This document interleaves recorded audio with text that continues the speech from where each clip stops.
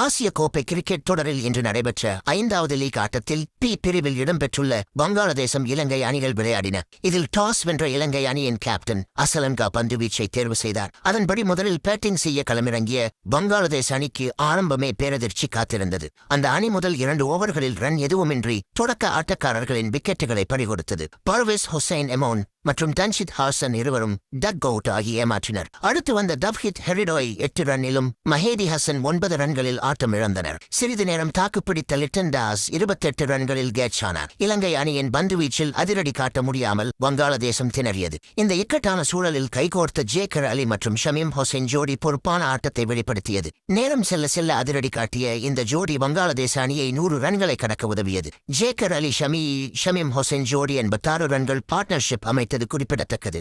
முடிவில் நிர்ணயிக்கப்பட்ட 20 ஓவர்களில் வங்காளதேச அணி 5 விக்கெட்டுகளை இழந்து 139 ரன்கள் அடித்தது. ஜேக்கர் அலி 41 ரன்களுடனும் ஷமீம் ஹுசைன் 42 ரன்களுடனும் களத்தில் இருந்தனர். இலங்கை தரப்பில் ஹசரங்கா 2 விக்கெட்டுகள் வீழ்த்தினார். இதனை அடுத்து 140 ரன்கள் அடித்தால் வெற்றி என்ற இலக்கை நோக்கி இலங்கை களமிறங்கியது.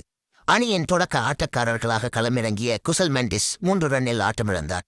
மற்றொரு தொடக்க ஆட்டக்காரரான பதும் நிசாங்கா 6 சதம் அடித்து அசத்தினார். அவர் 50 ரன்னில் ஆட்டமிழந்தார்.